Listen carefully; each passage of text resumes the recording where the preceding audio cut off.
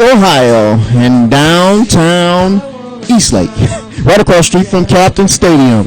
It's the Cleveland Sports 360 show with your host LG. Tonight, more than one of the greatest punt and kickoff returners in NFL history, Gerald the Ice Cube McNeil. Without further ado, make some noise for your boy LG. Good evening, ladies and gentlemen, and welcome to another action-packed hour of the Cleveland Sports 360 show. Tonight's guest, as my main man Kenyon Johnson told you a moment ago, no other than the Ice Cube, Gerald McNeil himself. Unfortunately, somebody's giving me a phone call. I have no idea who it is, but they're going to have to wait until after the show's over. But ladies and gentlemen, let me tell you something right now, man. There was a guy called the Ice Cube that came into the Cleveland Browns all the way from the USFL. For some of you who don't even remember the USFL, the United States Football League. It was a defunct league after the mid-'80s. They couldn't sustain against the NFL any longer. It was another league that was put in place to try to compete with the NFL. Gerald McNeil was taken in the second round of the supplemental draft and came to the Cleveland Browns, where he became one of the most deadliest return men in the history of the NFL football. In 1986, he was the only guy in the NFL to return both a punt and a kickoff for a touchdown. McNeil was a famed receiver out of Baylor University back in the day, and he was a hell of a receiver for a guy that was 5'7" tall, 145 pounds soaking wet. I think joining us all the way from Houston, Texas, on the phone live right now, Gerald the Ice Cube McNeil. Gerald, are you there, buddy? I'm right here, man. I can kind of barely hear you, though. Look like we got a bad disconnect. A bad disconnect? You got to be kidding me. I can't hear anything you're saying, and maybe you're hearing what I'm saying, so... I can hear you perfectly, brother. Can you hear me now? Okay, there we go. Okay, we're a little bit clear. I think we kind of got a little loud there. Okay, once in a while we got to get the connections right, going through all these wireless devices nowadays in the United States. So tell us, Gerald, how's life treating you down there in Houston, Texas right now, man? Well, life is real good right now, and I tell you what, our weather is a little out of pattern. It's been kind of cool the last month, and kind of starting March out a little cooler, and we even had some temperatures very similar to what you get there in Ohio. So, we've had some nights around 30, 35, and that's kind of a little chilly for us, and sometimes getting up to 50, 55. So, well, I got to tell you, Gerald, 35 sounds good to me right about now, man. We haven't been out of the upper 20s lately in Cleveland, but this weekend we're supposed to start getting into the the 40s, the mid 40s, maybe the 50s. I'm looking forward to it, man. Spring's just around the corner, and obviously you played for the Cleveland Browns, and people don't realize what the winters were like in the mid 80s when you came to the Cleveland Browns. But let's start out with your college career, Gerald. People don't realize the Ice Cube was one hell of a deadly receiver in 1983, man, for Baylor University. I mean, you had 72 catches for 1,197 yards. Tell us a little bit about your college career, man. Well, I tell you what, I had a wonderful college career. I had an opportunity to play with a bunch of great, some of them Hall of Famers and some outstanding athletes that was playing for, if you remember, the coach we had then was a guy by the name of Coach Grant Taft. And Grant Taft was just, a spectacular coach and really had a great staff. Cotton Davidson was my, quarterback's coach and played for the OAFL. And, I mean, they really had a great coaching staff. But we had Mike Singletary and Dennis Gentry and, Alfred Anderson, Cody Cole. I mean, we had a lot of guys who were on offense. So I just really think as I go back, they just decided that, hey, listen, we got to get somebody and make them open, so let's let that little scrimp over there at 120, leave him open on one-on-one. So I had a chance to make a lot of plays and, was very fortunate to do so. Yeah, and you also had some kick and punt returns back in Baylor. I mean, you 1980 you did more punt returning than you did in 83. Obviously, 83 was your banner year at Baylor for receiving, but you had 41 punt returns for 395 yards in in 1980. What happened between 80 and 83? Were you injured? I mean, how come you didn't play on the Baylor team? Or I don't find the stats for you. What was the story down there, Gerald? Well, I had great years there, so I mean, I've got to forward them to you. And I came back in '82. And '82, the latter end of '82 is when I came back and started. Started my career. We had Cody Carlson, Tom Mickey. Cody Carlson, of course, went on and played with the Houston Oilers down here in Houston, and had great years. Yeah, '82 and and '83 were just outstanding.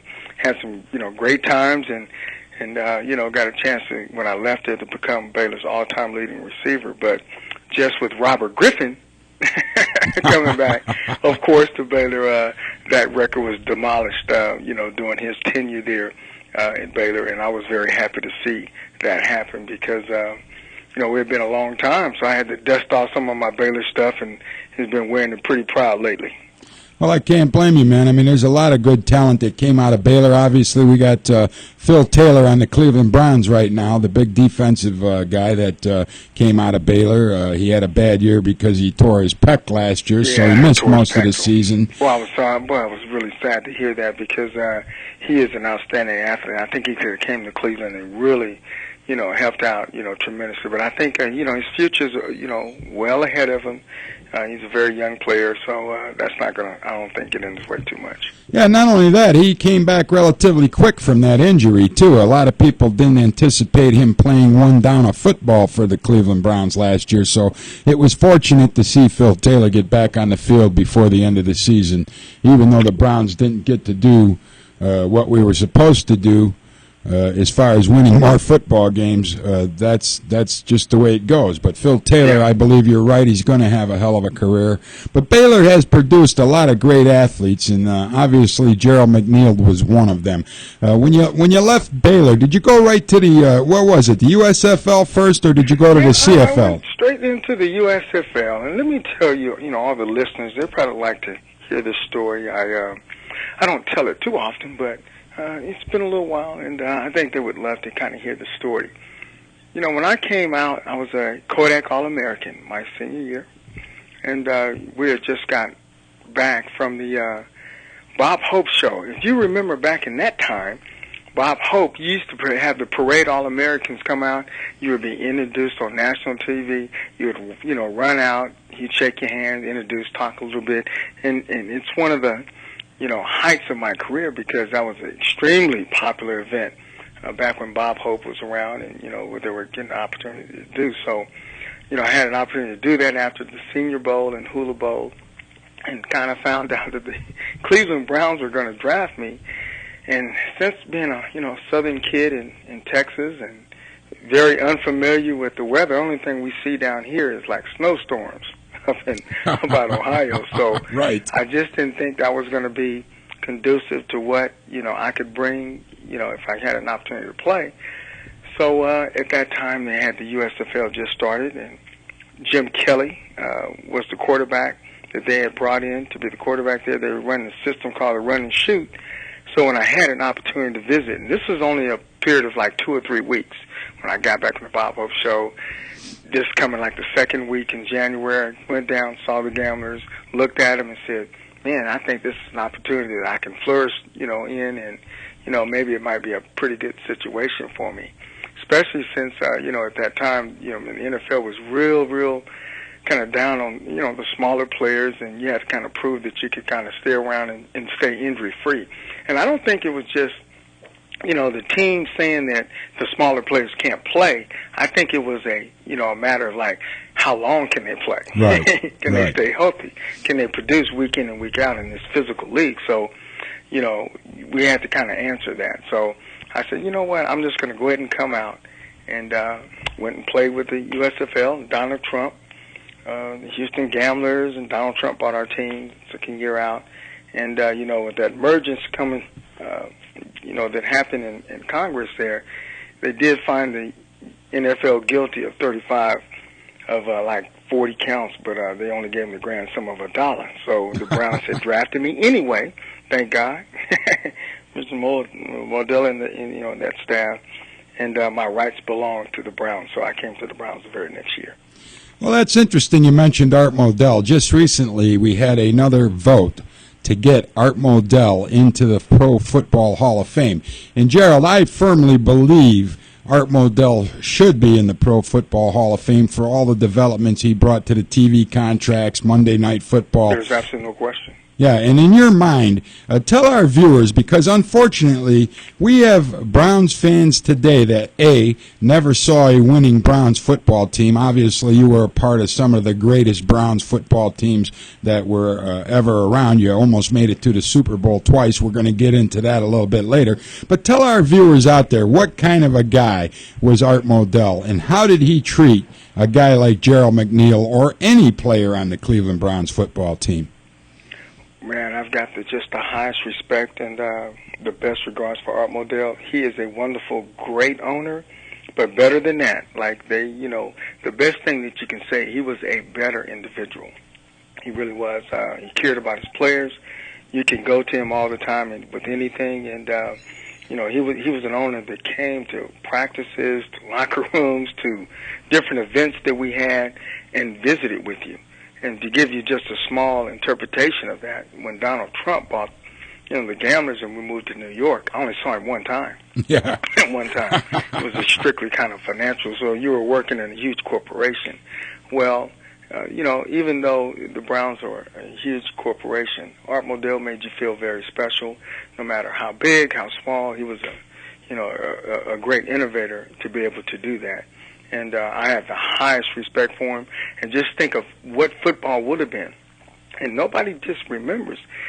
Art Modell is the young man who brought television to football. Absolutely. Look that up. I mean, he was in on all of that, innovation. And that's something to be said, because we're getting paid now, and the players are benefiting that from TV contracts.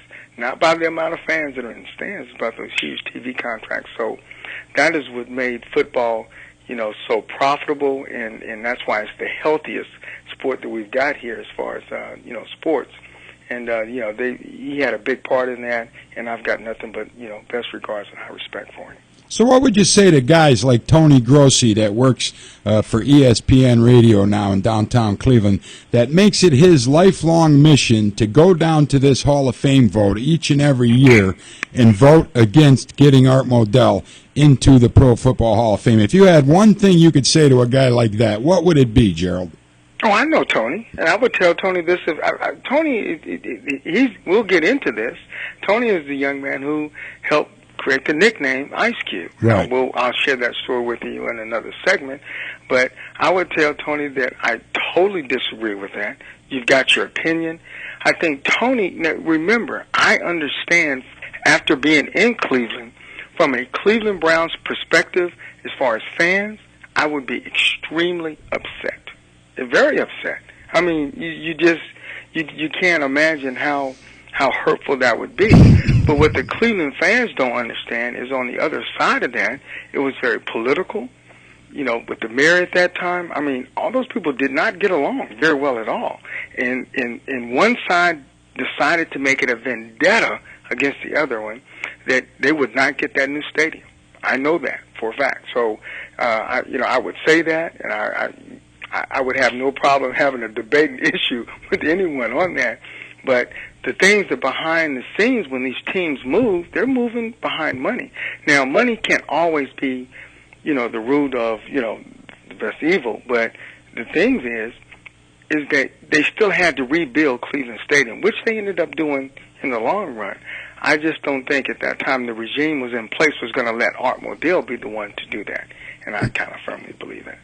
I believe you're right, and I think even Al Lerner might have had something to do with behind the scenes helping the Cleveland Browns. A lot. Now, I don't know those people that were in, right, but I can tell you that they had a lot of things. So, when you come, it just was a misfortune.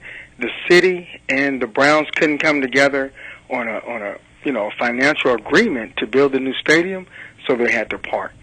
And I'm so glad they kept the Browns and, all the patents and things that happened there. It just kind of goes to show you that how strong the Cleveland Browns fans are and how well respected they are in this community.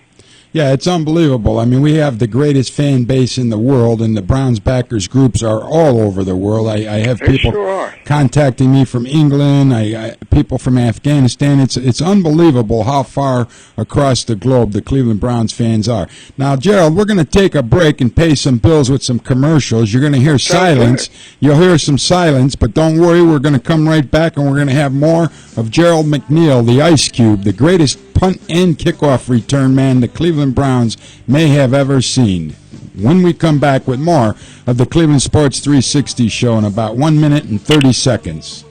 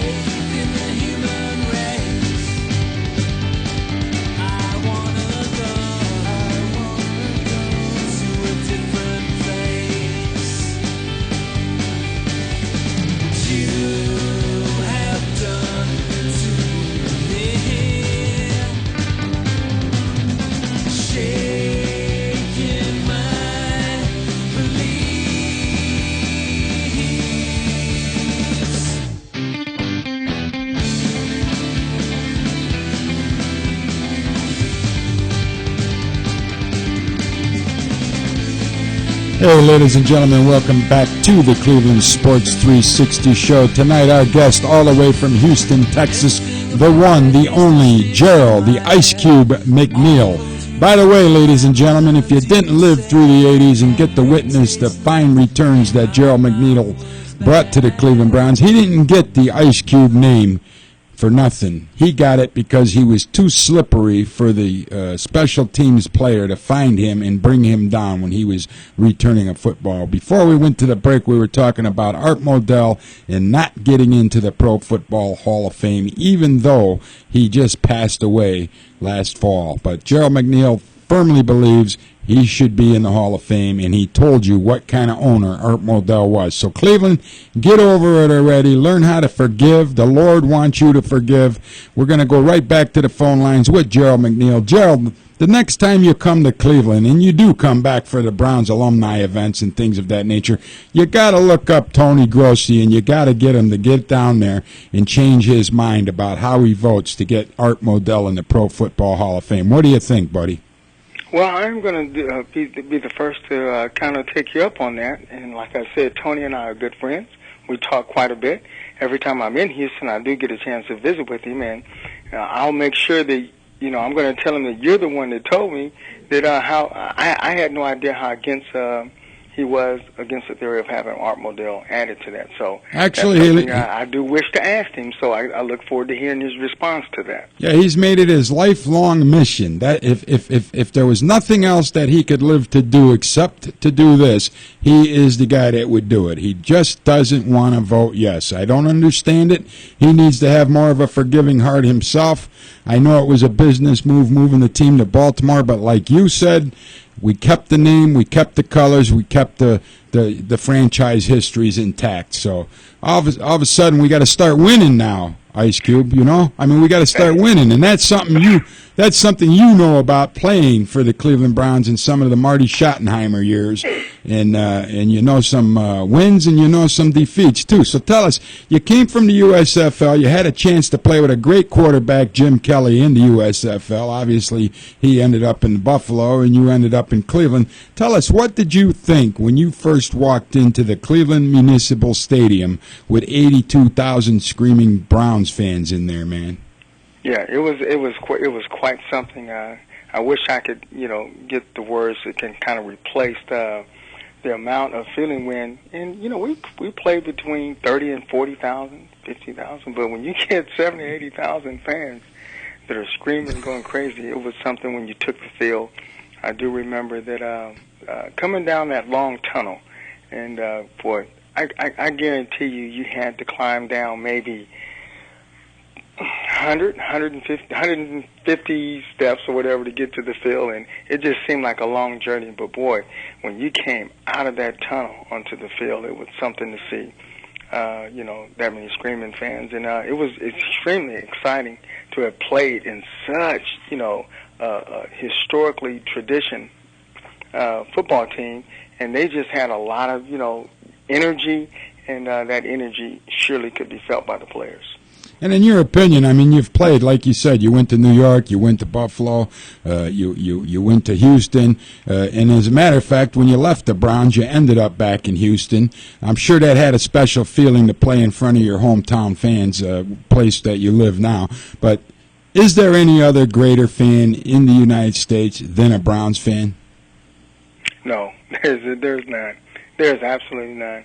And I can just tell you story after story about the fans when I wasn't as popular a player as a lot of them know that Ice Cube was, and I know I hit it hard when I first came, but a lot of times I would be in places and just, sitting down having lunch or something of that nature, just trying to, finish off the day, and I would hear conversations about the Browns and what we're doing and what we need, and I will tell you, the Cleveland Browns fans, they are very, very, very advantageous and aggressive about how they support them each and every week. It's going to be a dogfight, but they're going to be there. It's amazing the amount of times that I heard that over and over when I was out and about. So the fans there are great. I don't think they'll ever change because, they've got a lot of history there, and I think it just passed on from one generation to the next, especially if you're a Browns fan. Absolutely, absolutely. Gerald, I want to go in a couple things. Like pro football today compared to when you played it, it's definitely different. And you got a guy like Roger Goodell running around making all these suggestions. And one of the suggestions he brought up last year, which I thought was completely ludicrous, was eliminating kickoffs in the NFL. What's your thought of a guy put in a position to be the commissioner of the NFL that wants to eliminate kickoffs in the NFL or punts? What do you think of something that ridiculous? Well, the reason why it's so ridiculous is because this is nothing more than a political move that the NFL is trying to do so that they don't have to deal with some of the things they're going to have to deal with maybe 15, 20 years down the road. Okay? You guys know the hottest topic right now is talking about concussions and talking about injury-free, and quite a bit of some of those concussions and things that are happening on those type of, the return scheme, whether or not it's a punt when you run way down or a kickoff when you run way down. But, it's so funny, if you did just the statistics alone, that doesn't prove that, but it's what you kind of hear because you get in a huge train wreck when somebody's running 30 or 40, yards down the road, and then they're kind of running into another player. But the problem that they're having right now is they've got to address that issue, so they're like, well, we're going to do something to take away some of the violence in the game, and that'll help us maybe in our suit of, down the road when some of these players are not playing now. And I think it's just strictly a political move, and it's it's ridiculous. And the reason why it's ridiculous is because we're having a conversation about it. And I don't think the league will ever change the way they play the game. I mean, that's the best thing about the league. So I don't think that'll ever happen, but it's kind of ironic that he did suggest that. Yeah, because if you take away the kickoffs and you take away punts in the NFL, to me, you just took away half of the football game. You know what I'm saying, Ice Cube? Correct. I mean, I don't ever remember not kicking off and not. I mean, they're already ruining the kick return game. I mean, compared to when you played, they moved the kickoff way up now, and half the time they're booting it out of the back of the end zone. So, just think what the claim to fame for the Ice Cube was in the NFL. Well, there's no doubt with that. Sorry to cut you off. There's no doubt with that. But even more, ridiculous than that is football is a game of field possessions. And in the way that whether I get the ball at the 20-yard line or if I get the ball at the 45-yard line, it's the field position. So that's what, that's the whole game, what we're talking about. Hold a guy, force him to kick it. I may get a little shorter. If I have the longer field, it's more difficult. But once you start dealing with the return phase, then we're talking about just lining up, just every time at the 20 or the 30, and that has a total different concept in which football has been in the past. Absolutely. Now, because you made it so clear that you were a great return man, but coming out of Baylor, you were a hell of a receiver. I mean, when you got to the Cleveland Browns, you only had, 29 catches for 382 yards or something like that? 300. That's correct. In your career here in Cleveland. Why didn't they use Gerald McNeil more often as a receiver? Can you explain that to us? Well, I had some pretty good competition in front of me, and, the team decided to go that direction. That's one of the things that, it makes football so different than any other sport. It's a competition sport, so it's not like golf, tennis, some of the sports we have out there. Basketball, I think, is still very much like that. Baseball depends on what your batting average and things of that nature. Football is just encompasses everything, that surrounds. So we had Webster Slaughter come in that year. We had a big receiver in Reggie Langhorne, and Brian Brennan was kind of the slot guy. So Clarence Weathers and myself sometimes got left out of the scenario. You got to be able, as a player, to go along with the team concept, and the most important thing was to make sure that we got wins, and then that everybody, excel well. So, in that regards, I can't answer to say why I didn't do more, but I would have to say I had some pretty good competition. Absolutely, those guys excelled very well, and that's just kind of the way the ball kind of bounced in that career. And then you had the Wizard of Oz as a tight end too. So hey, listen, and Oz was the greatest, and I knew he was the greatest when I got to Cleveland. And then after having an opportunity to play with him for 4 or 5 years, I just left, practices and games, with my mouth just as wide open as any fan. He's just a tremendous, ball player, and we and this was a running team. Right. You remember we had, the Biner and Mac attack, and that's what they did. They did up here. So it wasn't a run and shoot, I don't think, wide open. I think if I would have been in that type of a system, my opportunities could have been a lot more. Okay, because I didn't know if it had something to do with your size, and maybe the coach was a little apprehensive. Well, I I guarantee you that had a lot to do with a lot of things, but I don't think the size was necessarily the issue. It's just that, we had some players that excel in doing a lot of different things. So, well, you guys had a hell of a football team. Yeah, we did. We had a strong football team. Now, since we just asked you the question, I got to ask you this question. Obviously, you're probably still a Browns fan. You're going to be a Browns fan until the day the Lord takes you home, I'm sure. We got a guy named Josh Cribbs in Cleveland, okay? And he wanted to be used more in a receiving role last year. Obviously, you probably heard a little bit of this coming out of Shermer, telling him there was better talent in front of Josh Cribbs. But yet we saw Josh Cribbs in the Pro Bowl back here in, right after the playoffs were over. And he did quite a good job playing as a receiver, too. Do you think the Cleveland Browns should bring Josh Cribbs back as a kickoff return man, punt return man, and a receiver for the Cleveland Browns for the 2013 season? Well, I think one of the things that hurts Josh more than anything is that, we'll have a new regime. And any time that there's a new staff in place, new people in place, they just sometimes they start from ground zero.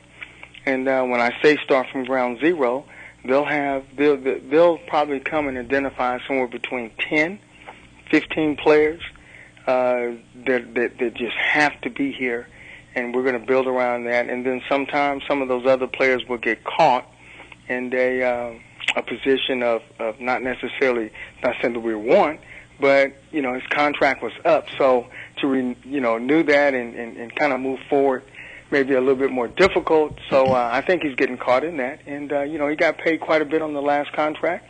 And sometimes if your performance is not in numbers, some of those things can kind of go by the wayside, and people will make a determination of that. So I just think they're doing an evaluation, and so, hopefully they'll make the right decision. I love Josh Cribbs. I mean, he's a beast. He really is. Right. And I think he's an asset to any team and franchise. I think it's going to be a matter if they want to keep him at a certain salary. and if not, somebody else probably will pay him. And I think that's, it's just the basics of that whole situation. Well, in Cribbs' defense, he did come out last week over, near the weekend, and he did say he would consider taking a small pay cut, but he would like to finish his football career as a Cleveland Brown. Obviously, in the NFL, you don't always get to pick and choose what the player wants, do you, Gerald? No, you really don't. You really don't. But I will tell you this. That's a huge step from Josh Cribbs, and I hope the Browns reach out to him, because if he's able to restructure that contract and take less, and I'm telling you, that kid can be an asset. He got a new coach, and he's going to have a new, coaching philosophy, especially offensively. And I think anytime you're offensively trying to create something, you need all the weapons you can get. Absolutely. And he is a weapon, so hopefully they can work that out. Well, ladies and gentlemen, on the phone live all the way from Houston, Texas, one of the greatest Browns kickoff and punt return men that ever graced the field in Cleveland, the great Gerald, the Ice Cube McNeil. We're going to take another break. We're going to come right back with more of the Ice Cube right here on the Cleveland Sports 360 show in about 1 minute and 30 seconds. We're going to get into the drive and the fumble when we come back right here on the Cleveland Sports 360 show.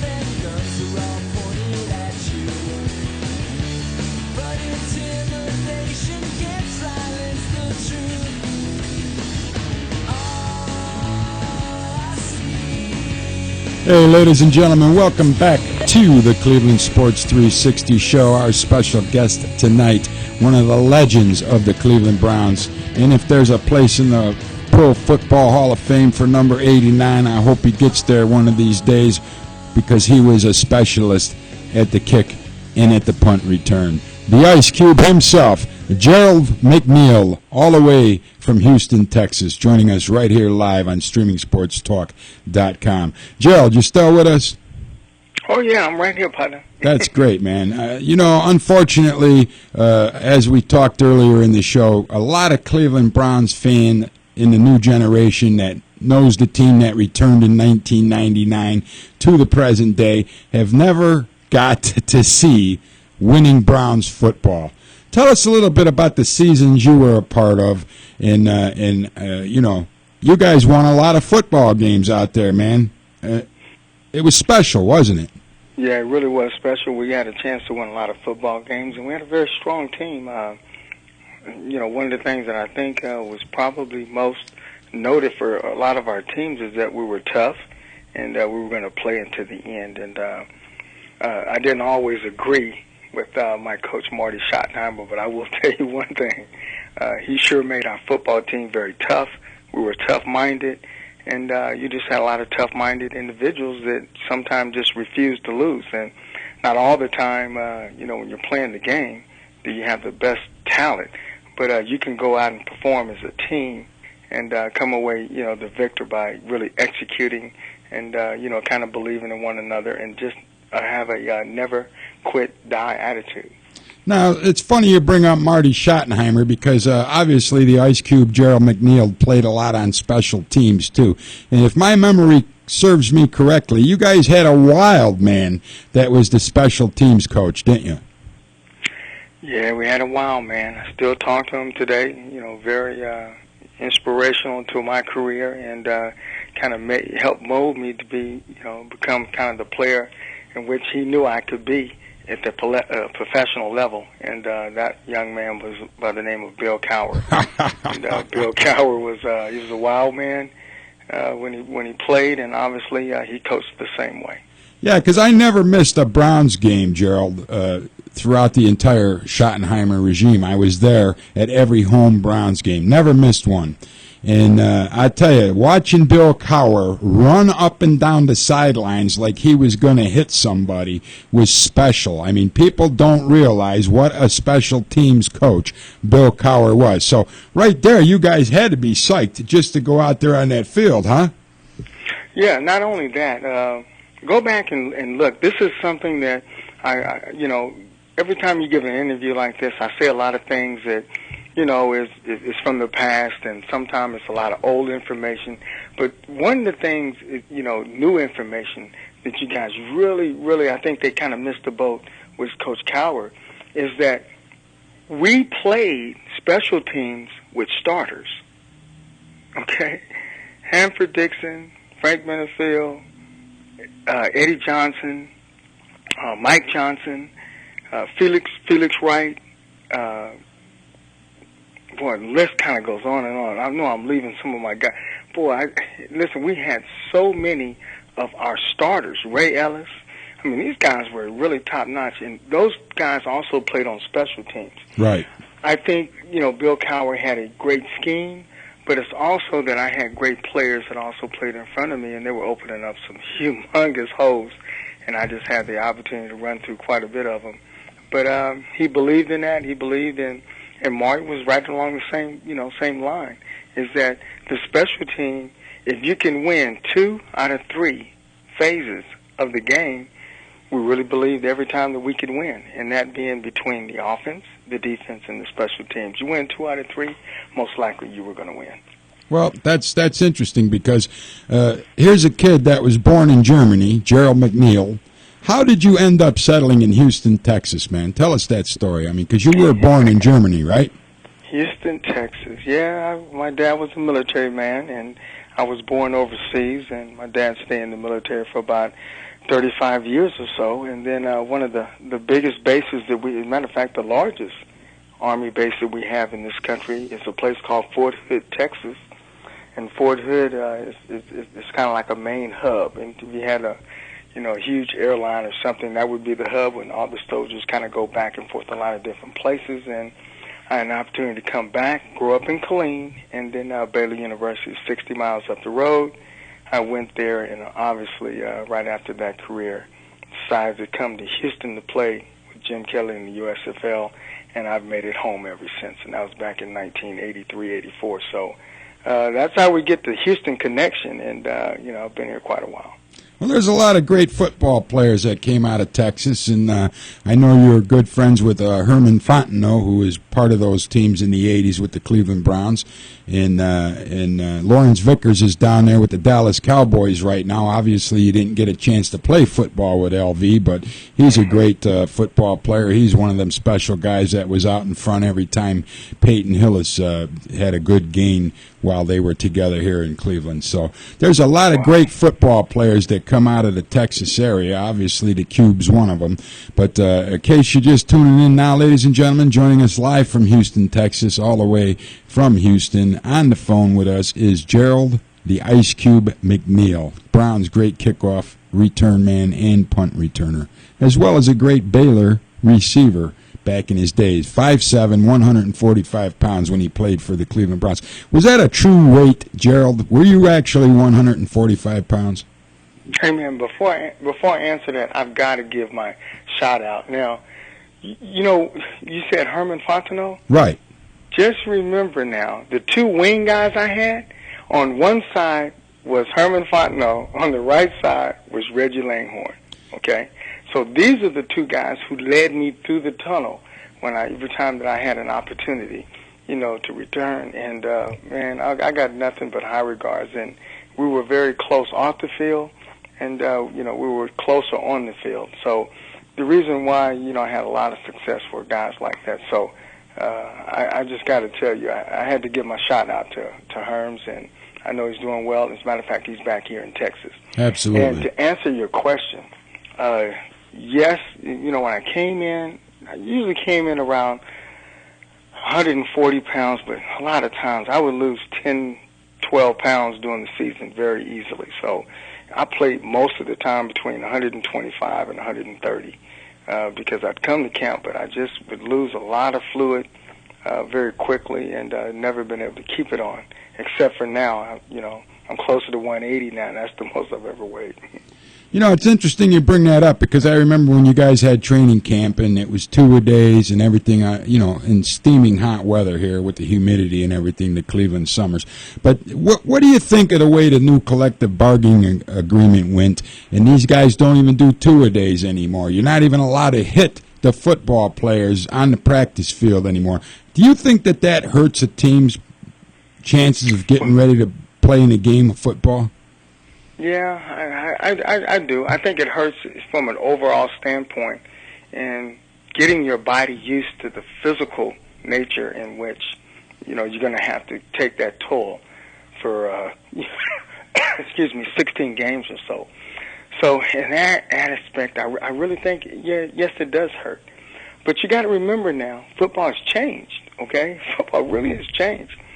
When I was playing for the Browns, the biggest guy that we had probably was around 320, 330, okay? Yeah. Something of that nature.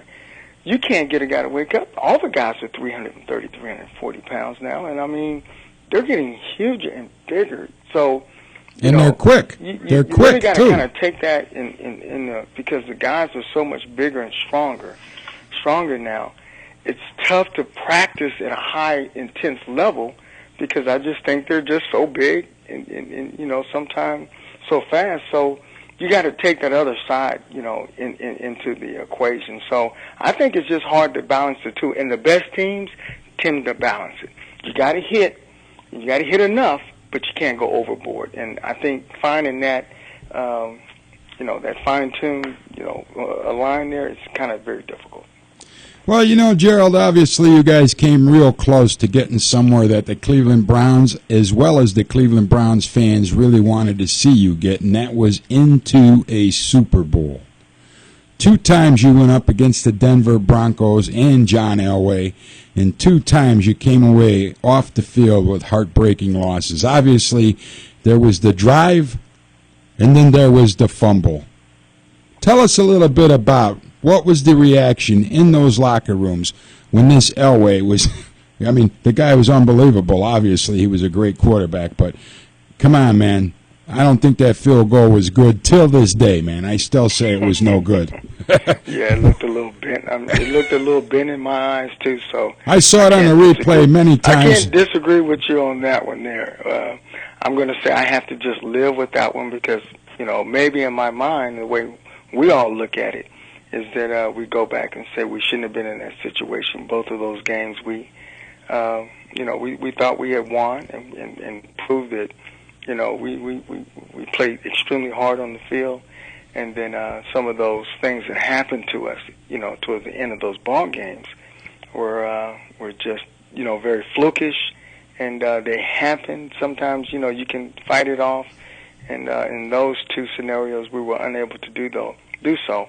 But I got to tell you, I couldn't be more proud of those teams because those teams were just very, very tough-minded and very, superior football teams. And then we just happened to lose on some freak things, and that's why they say they play the games, man. You can't decide those games on Friday and Saturday.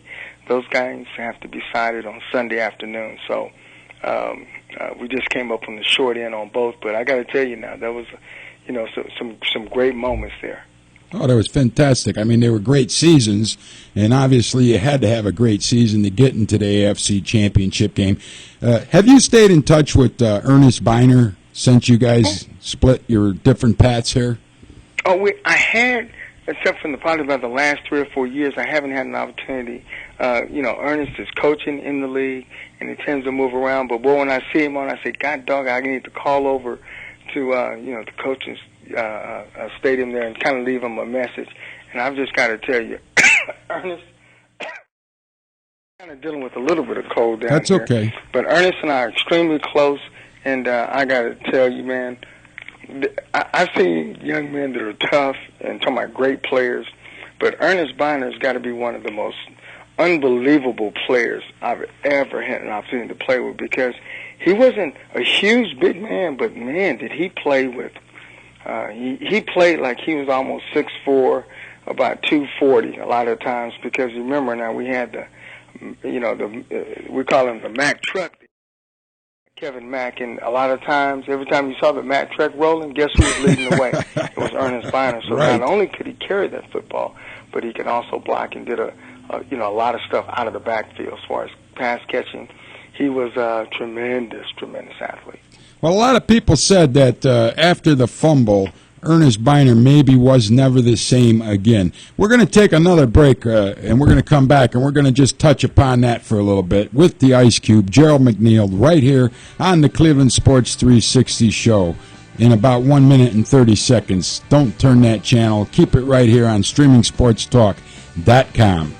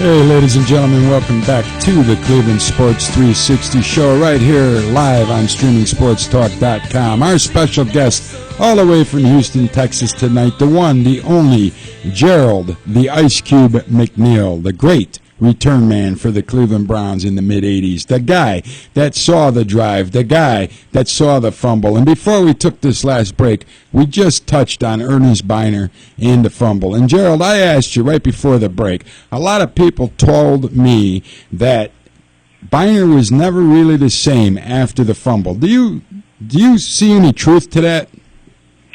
I would tell those people they're out of their mind and they're ludicrous. I mean, that is probably the most outrageous statement I've ever heard. The Cleveland Browns decided the very next year to trade Ernest Biner to the Washington Redskins for Mike Oliphant. That would be like trading Gerald McNeil to the Dallas Cowboys for Roger Staubach. That makes absolutely any sense at all. And then he went on, to get a Super Bowl ring and, give them, a lot of great years. And it was so great years that he went on to the coaching staff once he finished his career. So I would tell all those people that, trust me, we lost in that scenario there. That's not a good thing. And, but there was a lot of pressure there. And, I just think some of the administration there let some of their emotions kind of get carried away. And with, I guess the fan reaction. You're always going to have fan reaction, especially in big losses. And those were, you're talking about two of the biggest losses in NFL history. Absolutely. The drive going 98 yards and a fumble that, he landed in the end zone. We would have won that football game. So I think they just had a knee-jerk reaction to that.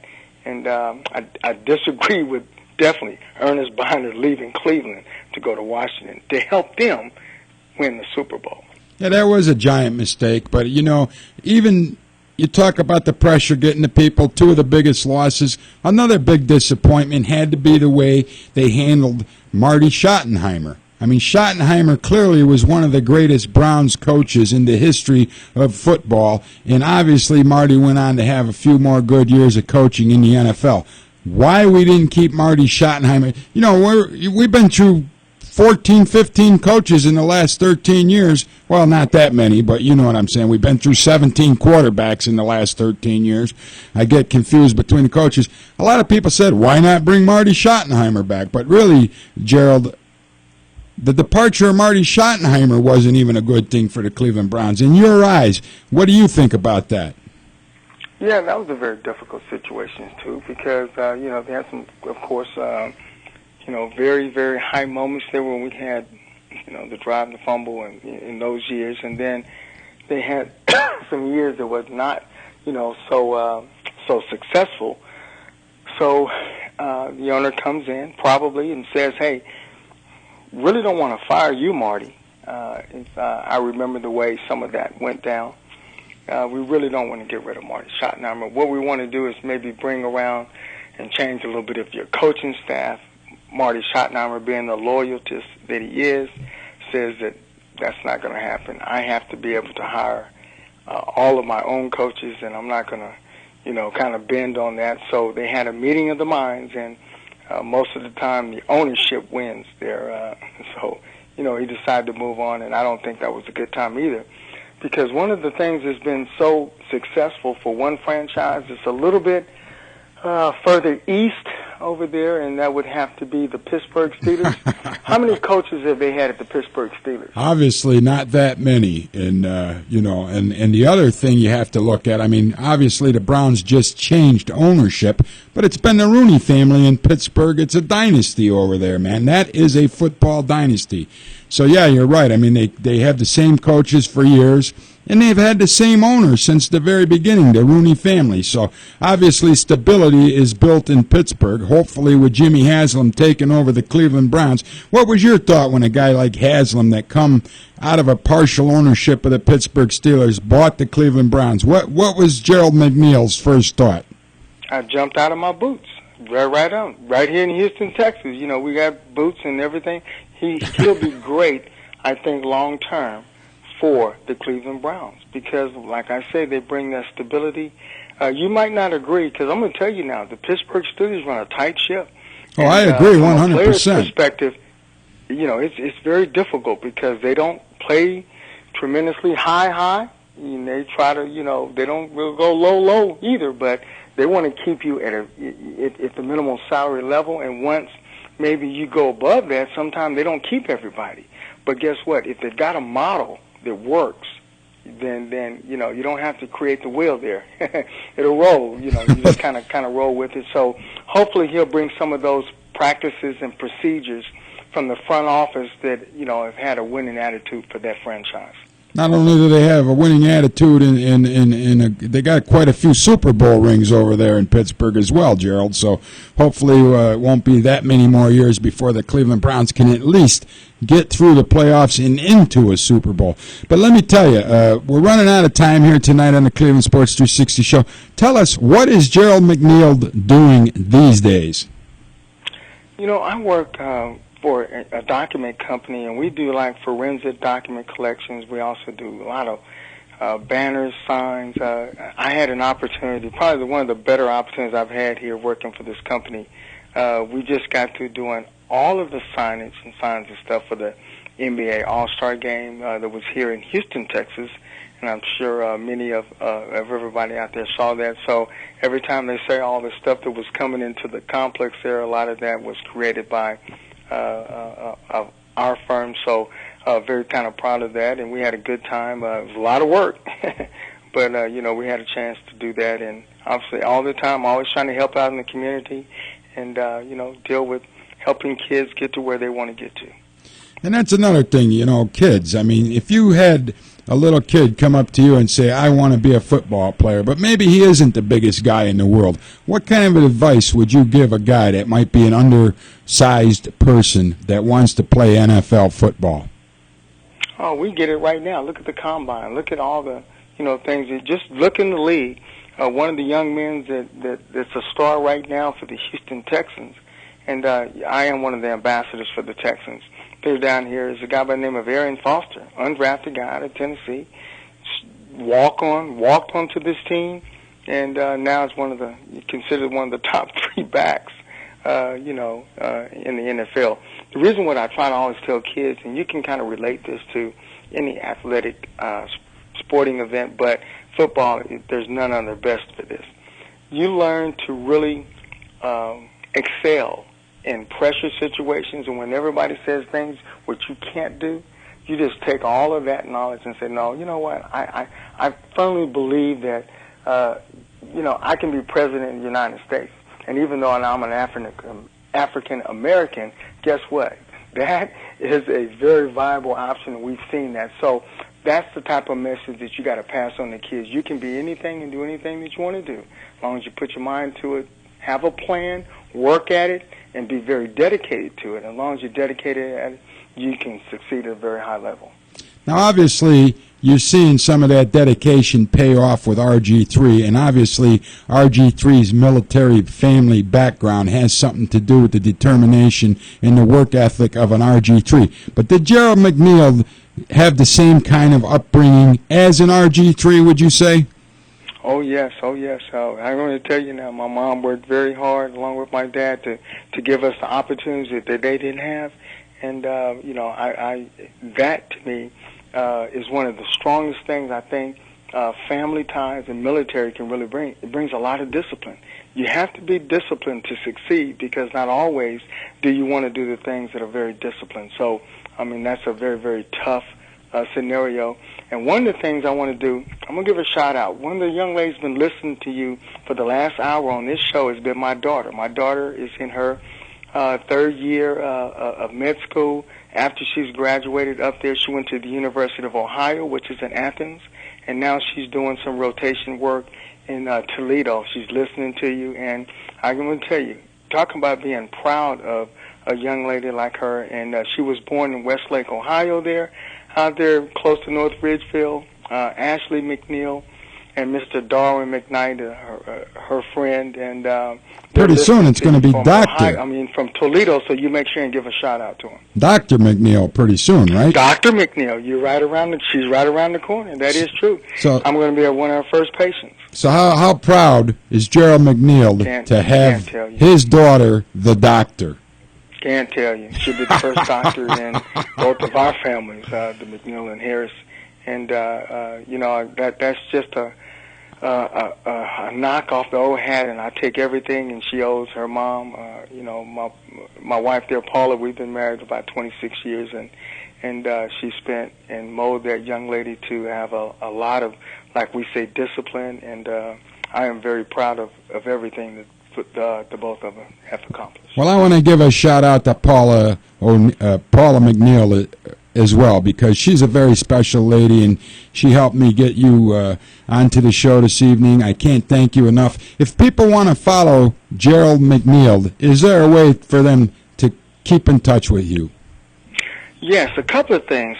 And we call it School of the Legends. I am the Cleveland Browns correspondent, so go to School of the Legends. You can kind of follow me. Just type in Gerald McNeil, become one of my followers. I answer a lot of questions for the NFL. I did a show on ESPN called Countdown to Kickoff down here. We'll be doing that, of course, during the course of the season. You can also follow me at G McNeil. I'm going to give out the email, gmcneil001 at comcast.net, and they can get a hold of me there. Now, Gerald, I got one last question for you. I saved it specially for the end, so my guy back there, Kenyon Johnson, doesn't stroke out. Can Colt McCoy win in the NFL? Yes or no? He can win in the NFL. He's got to have an offense that's conducive to him. He would have to have, like I had the run and shoot, he would have to have a very offense that was a movement type of offense. The West Coast puts him on the move. He's not a pocket quarterback. He's 6 foot at best. Right. So he has to get out and move. He has to do some of the things that Drew Brees and, of course, the new quarterbacks Mr. Wilson, RG3, Kaepernick. That style of an offense would be something that I think he would excel at, even in a short period. So yes, he's a great young man, and I want to tell you, he's a very intelligent young man with a lot of athletic ability. You just got to make sure you use all your athletic talent on offense. Now, the guys you just mentioned, Kaepernick, Wilson, all these guys, Drew Brees, does Brandon Weeden fit in a bunch of guys like that? Yes or no? No, he's a pocket. No, he's going to be more of the Peyton Manning, Roethlisberger. He's going to be more of a pocket. I think he can move a little bit, okay? But he's a big, strong kid, big, strong country kid. You got to give him the opportunity to let him learn the offense. I do think, though, he is a viable NFL quarterback, and I'm going to tell you now, he's a starting NFL quarterback in this league. I think he's got to have some time. Remember now, he's still kind of young for him, even though he was older when he came out of OSU. But he's still a young man that's going to have to be given some time. But I think he does have all the tools to be very successful in the NFL. Now, when you say time, how much time are we talking? Oh, God, you just got to give think of Peyton Manning. Peyton Manning would have taken 3 years, 2-3 years. I mean, it was 3-4 years into the league. We have gotten so spoiled in the National Football League.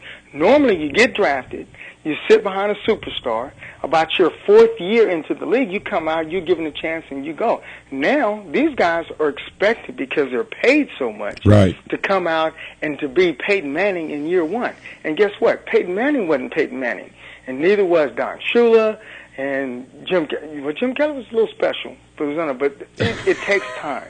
My whole point is, give a guy time, and sometimes I think you need to give him 3 or 4 years to get his feet wet, and then put some pressure on him to excel. And Joe Flacco is a prime example of that. Is this his 5th year? Right. And he just signed a big deal. 5th year, I get a Super Bowl. Right. He's been up and down, but guess what? He delivered, and they stayed with him. There was many a day that everybody's calling in for Joe Flacco's head, but you just got to kind of stay with it. And I firmly believe if you get somebody that's talented, you got to kind of stay with it a little bit. Well, Gerald, I can't thank you enough for joining us here on the Cleveland Sports 360 show. I wish you, your family, your daughter, all the blessings that this world can offer you, man. And take care of yourself and keep in touch, okay, man? We'll do that, and I'll make sure when we get up there that we get an opportunity to come by the station and say hello. And for everybody out there, man, listen, don't worry. The Browns are headed in the right direction. We'll be okay. Okay, there you heard it, right from the Ice Cube's mouth himself, Gerald McNeil, one of the greatest return men the Cleveland Browns ever had, right here on the Cleveland Sports 360 show. Good night, God bless, we'll see you next week.